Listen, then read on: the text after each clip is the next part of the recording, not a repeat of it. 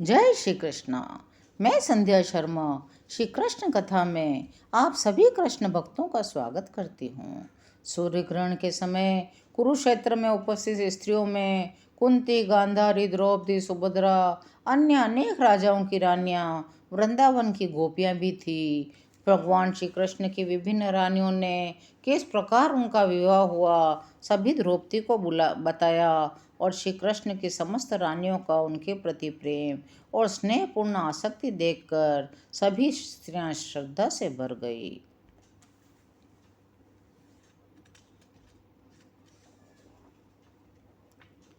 जैसे ही ऋषि और साधुगण वहां पधारते हैं, महाराज युधिष्ठिर, समस्त पांडव और भगवान श्री कृष्ण और बलराम सहित समस्त राजा तत्काल अपने आसनों से उठकर सिर झुकाकर आदरणीय ऋषियों को प्रणाम करते हैं। वहाँ ऋषि भगवान श्री कृष्ण कहते हैं, एकत्रित ऋषियों और तपस्वी महात्माओं, आज हम सबको अपना जीवन सफल प्रतीत हो रहा है।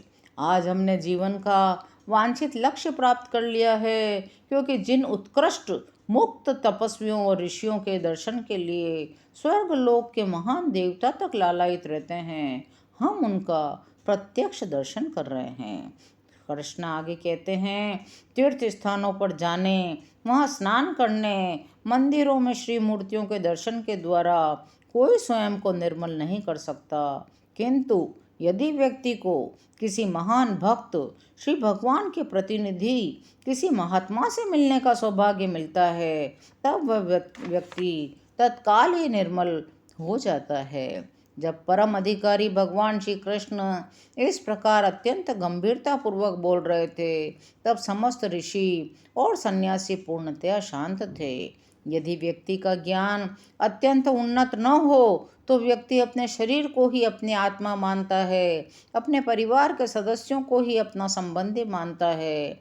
भगवान श्री कृष्ण ने ऐसे विचारों की भर्त्सना की। उन्होंने कहा, केवल स्नान करने के लिए ही पवित्र तीर्थ स्थानों में जाने का जो लोग कष्ट उठाते हैं, वहाँ निवास करने वाले महान भक्तों तथा महात्माओं की संगति का लाभ उठाए बिना ही लौट आते हैं, ऐसे व्यक्तियों की तुलना उन्होंने मूर्ख, पशु और गधे से की है।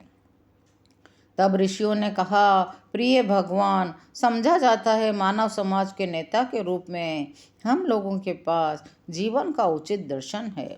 आपका व्यवहार एक साधारण मानव के समान है। यह श्री भगवान के रूप में आपके वास्तविक स्वरूप को छुपाए रखता है। अतएव हम आपकी लीलाओं को अत्यंत अद्भुत मानते हैं। प्रिय भगवान, वैदिक ज्ञान आपके निर्मल हृदय का प्रतिनिधि है। तपस्या, वेदा अध्ययन तथा समाधि आपके प्रकाशित तथा अप्रकाशित रूपों में आपका साक्षात्कार कराते हैं। आप परमात्मा हैं, परम ब्रह्म हैं। अतएव ब्राह्मण संस्कृति में स्थित लोग आपके अप्राकृत रूप विषयक सत्य को समझ सकते हैं। आप सदैव ही ब्राह्मणों का आदर करते हैं। अतएव हम सब ये मानते हैं, आपसे मिलकर हमने अपने जीवन, अपनी शिक्षा, अपने तप और दिव्य ज्ञान की प्राप्ति की पूर्णता को प्राप्त कर लिया है। हम सब आपको सादर प्रणाम करते हैं। आदि भगवान श्री कृष्ण की स्तुति करने के उपरांत एकत्र ऋषि राजा धृतराष्ट्र तथा राजा युधिष्ठिर की आज्ञा लेकर अपने अपने आश्रमों को प्रस्थान कर जाते हैं। उसी समय करना ही चाहते हैं, किंतु उसी समय पुण्यात्माओं में सर्वश्रेष्ठ भगवान श्री कृष्ण के पिता वसुदेव जी उन ऋषियों के समीप जाते हैं, विनय पूर्वक उनके चरणों में प्रणाम करते हैं और कहते हैं, प्रिय महर्षियों, आप देवताओं से भी अधिक आदरणीय हैं। मैं आपको प्रणाम करता हूँ। मेरी एक कामना है, आप मेरी एक विनती स्वीकार करिए।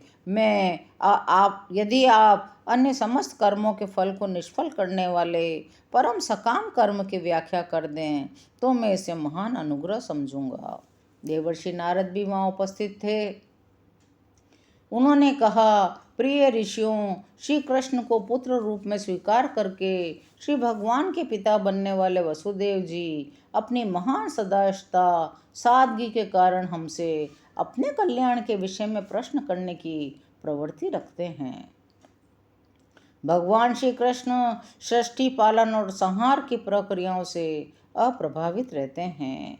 उपस्थित ऋषियों ने भगवान श्री कृष्ण, बलराम जी और अन्य राजाओं की उपस्थिति में वसुदेव जी को संबोधित किया। कर्म के प्रभाव को अथवा सकाम कर्म के लिए व्यक्ति को बाध्य करने वाली इच्छाओं को निष्फल करने के लिए भगवान विष्णु की उपासना के लिए विशेष रूप से जिन यज्ञों की व्यवस्था की गई है उनका विश्वास और भक्ति पूर्वक संपादन करना चाहिए। भगवान विष्णु समस्त यज्ञों के फल के भोक्ता हैं। प्रत्येक व्यक्ति संपत्ति एकत्र करना चाहता है, अधिकतम जीवन का सुख भोगना चाहता है, पत्नी, घर और संतान की कामना करता है। अतएव इस बंधन से छुटकारा पाने के लिए व्यक्ति को भगवान विष्णु की संतुष्टि के निर्मित ईमानदारी से अर्जित अपनी संपत्ति न्यौछावर करनी पड़ती है। व्यक्ति की 3 ही भौतिक इच्छाएं होती है: भौतिक ऐश्वर्य के संचय की इच्छा, पत्नी और संतान भोग की इच्छा एवं स्वर्ग लोक गमन की इच्छा। अतः वह गृहस्थ जीवन का परित्याग करके संन्यास जीवन को अपना सकता है, स्वयं भगवान को भक्ति में संलग्न कर सकता है। प्रिय वसुदेव जी, आपने निश्चय ही पूर्व जन्म में अनेक पुण्य कर्म किए होंगे, तभी आप भगवान श्री कृष्ण और बलराम जी के पिता हुए हैं। जब सब ऋषि प्रसन्न हो गए तो वसुदेव जी ने उन ऋषियों से ही भगवान विष्णु को अर्पित करने के लिए यज्ञ करवाने का निश्चय किया।